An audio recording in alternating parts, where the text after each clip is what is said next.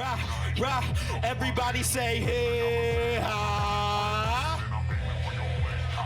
Yo, this is for the east side. Hey, from Vietnam to Vietnam and above and beyond. For cholos and chicas who roll in Toyota, Corolla, or Nissan. Provoking Hadoukens with Fofos and Levi's. You know, art is a toss-up of so many things. I don't always want to receive a message from the art that I digest. Sometimes I just want to feel angry, or sometimes I just want to feel joyful, or I just want to grieve, or it's just a moment where I want to be cocky and I need to develop a sense of self and a sense of worth. I want to be a Durham legend just like Nina Freeline.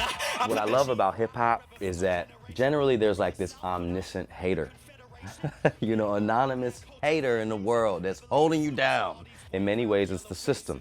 Many systems of oppression, and it often can be yourself, and it's an element of self-doubt. It always comes back down to the self to me. I guess when I think about as an Asian American and what I want to contribute to hip hop, it can't be a gimmick and it can't be a product. It's got to be truthful. We feel the same things like say my name right, respect my. Everybody say Yama. Everybody say Zawa. Everybody say. We are at my parents' Japanese restaurant called Yamazawa. My parents came over from Japan in about '79. My childhood in Durham was, I think, equal parts standard and unique. I'm definitely a part of the time I grew up in, so, you know, Eminem and Dr. Dre and 50 Cent, and also a little brother. Luckily, someone put me on a little brother when I was like 12, and so that was a major influence in my life. So at first it was just all rap, and I just wanted to be the first Asian rapper, the greatest Asian rapper, and ultimately just the greatest, and you know, all MCs that just have the competitive spirit. So when I was in 8th grade, there were homies around the neighborhood who were amazing at rapping, right? They're amazing, and we would just kick it and we would freestyle. And in 8th grade, also one of my best friends had passed away. And that was the first time where it became more than just rapping. The fact that I could write about something and have a dialogue with myself about grief at a young age and also be able to process it beautifully. That's where like rap and writing and poetry began to sort of form as an actual foundation for like my mental health. Y'all lickety split licking while I express my exquisiteness. Multiply to get the dividends. I never finished college, but I'm about to perform at Princeton and Old Dominion. I rap into oblivion. Rap about the actual state of mind that you living in and have the passion for penmanship. Woo! It transformed into poetry when I was about 17 years old, when I went to my first national youth poetry competition and festival, and then I ended up competing on the Bull City Slam team when I was 18 under the tutelage of Tasana Hanu in the Hayti Center. Yeah, I'm definitely born and bred out of the grassroots poetry movement in North Carolina and Durham specifically. You really need to practice to really see growth while you working on your flow. I be working on my ad-libs. Hit grade on the track, what's good? Bull City, North Cat, what's good? 15 in the lat, what's good? 15 in the back, what's good? West side, worldwide, what's up? We like to say writing is like 90% thinking. If you really carry the heart of a poet, any time of the day, you're kind of constantly thinking about the next piece or the piece at hand.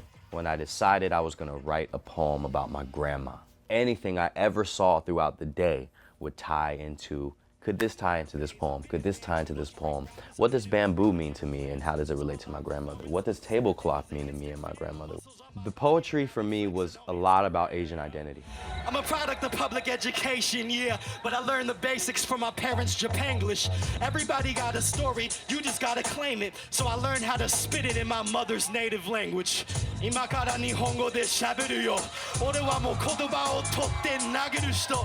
It was a lot about me finally appreciating and honoring my Japanese heritage and my family. You know, my parents were just so open with their culture, with their food, and with a sense of service and a sense of dignity of sharing a part of yourself with people.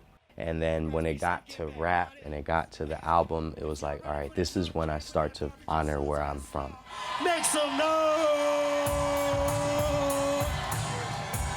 If you know the words, I need some help, alright? Alright?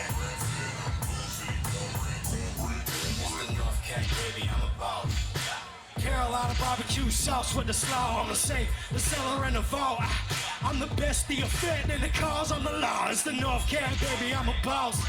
There's a lineage of hip hop that comes out of North Carolina that I have to acknowledge.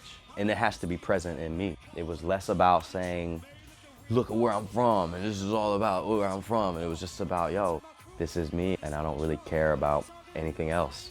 And I just miss barbecue, and I miss putting slaw on it. I wanted to just show, you know, the heart of a Southern person. So many beautiful, beautiful people in the South, and Southern hospitality is a real thing. And North Carolina is always just filled with heart. Find me at Yamazawa, I toast for the finest sake. I promise you no more problems. You be nothing to handle. You should know I'm from Durham. It means there's nothing I can't do.